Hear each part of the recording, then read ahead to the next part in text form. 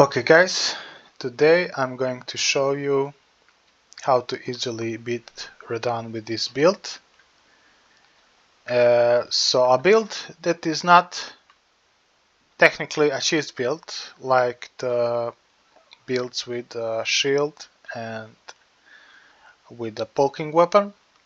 So we are actually using, we are quite tanky, and we are also using the Greatsword and Lion's Claw Ash of War. So let me show you first equipment. So we are using the Greatsword with a heavy infusion. You do the heavy infusion when you when you apply the Lion's Claw. That's basically it. So this is the weapon. Second, this is really nice to have. We are using a finger seal, and this is mostly for the golden wow incantation we're gonna use. So we have upgraded it to maximum level because the incantation is scaling with the level of the seal. And for the armor, we are using the full verdigris armor. And you're probably asking why, because we are at heavy load. Yeah, that's true. We're going to explain that. So for talismans, Shard of Alexander, pretty mandatory. For it boosts the damage from the skill, from our Ash of War, Lion's Claw. Dragon Crest Great Shield Talisman, probably the best talisman in the game. It boosts your physical damage negation by 20%, as I have read somewhere. I think it's accurate. So this is quite nice. Golden Braid, also quite mandatory if you want to be tanky against Radahn. So this negates a lot of holy damage he's doing in the second phase, and this is kind of optional. I have gone with the Star Scourge Heirloom so I could put more points somewhere. So this gives +5 to strength. And we said we are heavy rolling, but with this flask we're going to be medium rolling. So with the flask we are using the Stone Barb Crack Tear mixed with Winged Crystal Tear. So as it says, Winged Crystal Tear temporarily reduces our equip load so we can medium roll, and Stone Barb is to stance break Radahn more easily. For the flask, it's kind of up to you, but it's nice to have at least 2 flasks to for the Lion's Claw because it costs a lot of mana.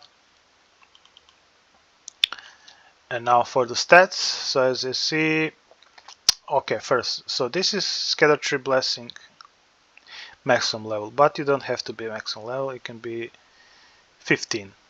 I would say 15 is recommended. And for the level, you don't need to be 235, so just ignore it. This is for the 200 level. Whole build is for the level 200. Okay, so for Vigor 60, Mind 25. For the Lion's Claw we need mana for the skill. Endurance 45. I think that's good, so we don't lose a lot of stamina. Strength is 99, but I put it on 94 because I used Star Scourge Heirloom, which gives +5 to strength. Dexterity 12, this is a requirement for the Greatsword weapon. Intelligence 0. Fate 25, that's for the Golden Wow incantation, I believe. We need 25 for that. Let me double check that real quick, because if it's not 25 we don't really need 25, but I think it is. So yeah, fate is 25. Okay, so we need 25 for the Golden Wow, and you can use other buffs as well, but I'm going to show you just with the Golden Wow buff. And what else? Yes, so Arcane, as you can see, is 46. Why? Because I dumped all my remaining 35 points into Arcane just to show that you don't need to be level 235, you can be level 200. Okay, so let's try the fight. Okay, so here we use the golden wall buff. Feel free to use any other buffs. We enter the boss arena, then we can wait a little bit and then use the flask.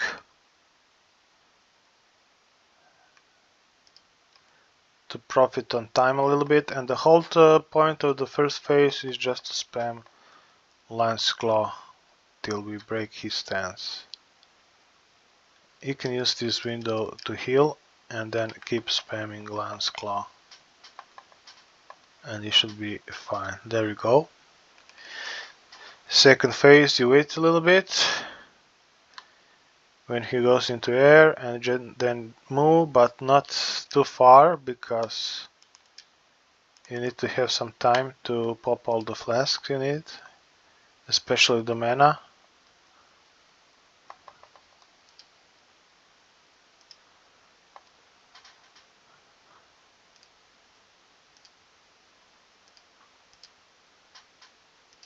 You jump into lights on this attack. Try to avoid this grab. Okay, we break his stance. I will try to heal right now.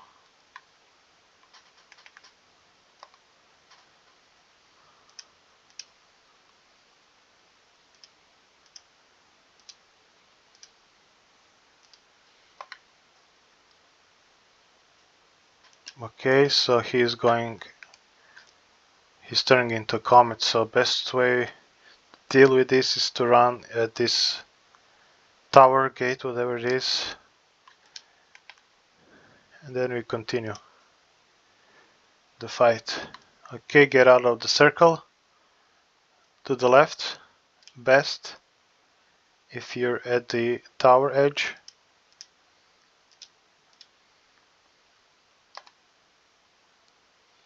Okay, we are grabbed here, but that's not a problem because that's the first time we are grabbed.